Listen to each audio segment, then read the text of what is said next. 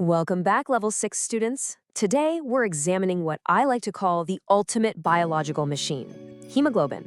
We're going to trace its incredible journey from a flawless molecular design right down to the absolutely fascinating clinical consequences that happen when its metabolic synthesis completely fails.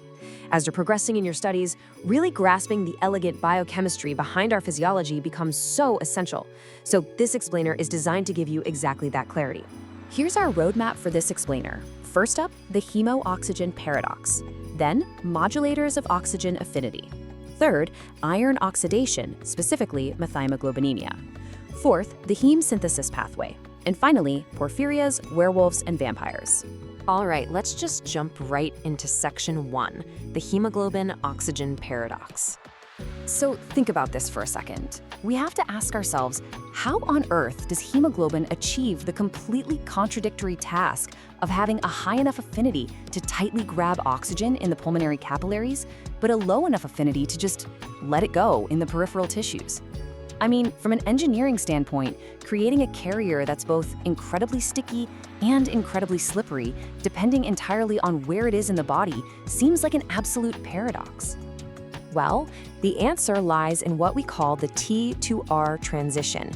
It turns out binding oxygen physically breaks the stabilizing alpha-beta contacts. This shifts the tetramer from a taut state to a relaxed state. So hemoglobin is effectively a molecular shapeshifter. When you compare the oxygenated and deoxygenated forms side by side, it's pretty wild. The alpha-beta contacts stabilize the oxygenated form, but releasing that oxygen pulls the beta chains apart. This opens up a central pocket, allowing a metabolite called 2,3-DPG to just slip right in and lock the molecule into a low affinity state. It's like a beautifully precise mechanical wedge that fundamentally alters the molecule's chemical behavior.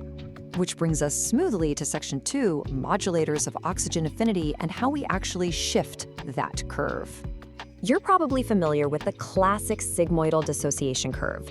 You've got your P50 value sitting right there at exactly 26.5 millimeters of mercury. But what's really cool is how arterial and venous oxygen tensions dynamically fluctuate between 95 and 70% saturation in vivo. That famous S shape? It's basically a real-time visual representation of hemoglobin changing its affinity as it travels through your body. But here's the thing, that curve isn't set in stone. It actively shifts to the right, which effectively lowers oxygen affinity when your red blood cells are exposed to increased levels of 2,3-DPG, hydrogen ions, or carbon dioxide. Think of these three factors as SOS signals from your hardworking tissues, basically screaming for more oxygen. When these levels rise, hemoglobin readily drops its cargo right where it's needed. And this is the absolutely crucial Bohr effect in action. It dictates that the acidic, carbon dioxide-rich environment of metabolically active tissues chemically forces hemoglobin to release its oxygen payload.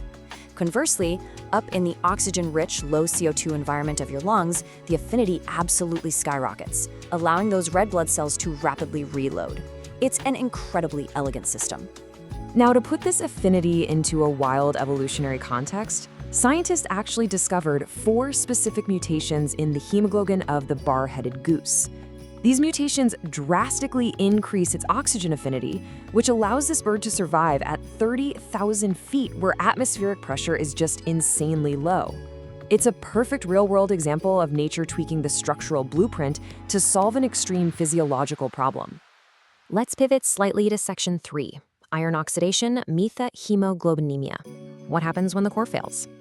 Well, you get Methaemoglobinemia. This is a clinical state where the iron inside hemoglobin is erroneously oxidized to a 3+ ferric state instead of its normal ferrous state.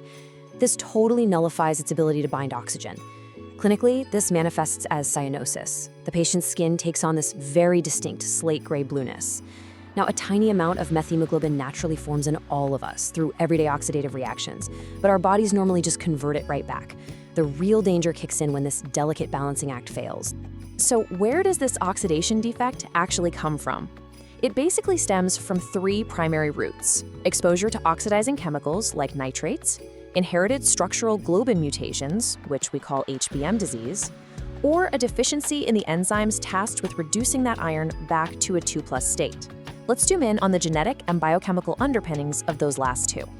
At the genetic level with HBM disease, a typical mutation involves an alanine residue erroneously replacing a crucial histidine. This physical swap actually prevents the globin from properly binding the ferrous iron. The structural integrity of that precise molecular pocket is completely compromised by just a single amino acid being out of place. Alternatively, you could have an enzyme shortage. Mutations in the CYB5R3 gene cause a deficiency in cytochrome B5 reductase. This completely destroys the erythrocyte's biochemical ability to efficiently reduce ferric iron back to functional ferrous iron.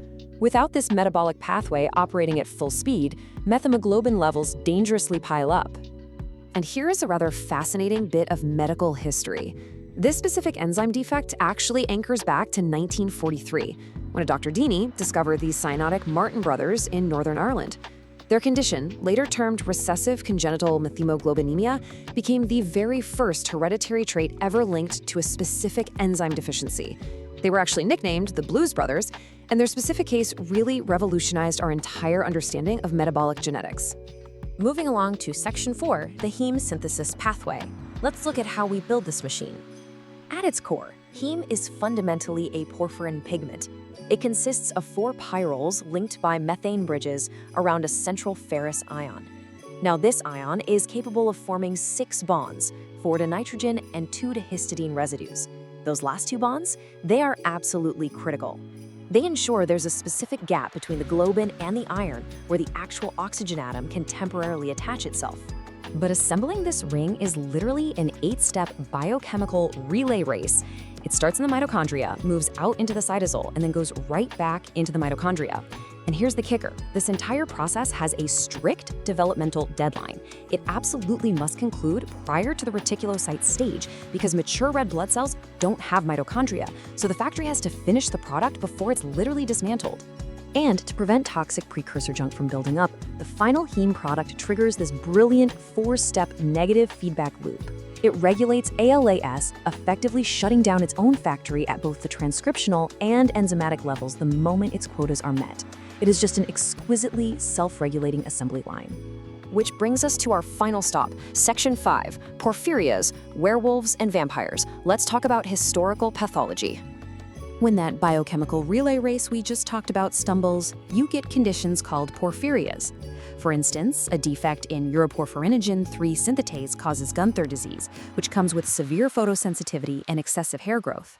On the other hand, a ferrochalatase defect results in a milder protoporphyria. The issue with Gunther disease is that the accumulating porphyrinogens spontaneously oxidize. They turn into highly photoactive molecules that severely damage any tissues exposed to light.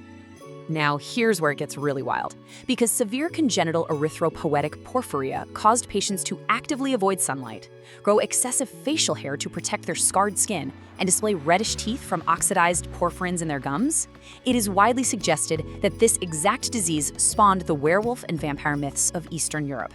Think about that. A simple enzyme defect in an 8-step cellular pathway quite literally changed the entire landscape of human folklore. Which leaves us with a pretty fascinating final thought for you to consider for your exams. How many other supernatural myths throughout human history are actually just complex, misdiagnosed biochemical pathways, just waiting for modern science to decode them? Next time you look at a simple red blood cell, remember the incredible and sometimes contradictory molecular machinery operating inside it. Thanks for joining me on this explainer today. Keep those notes organized, and I'll catch you next time.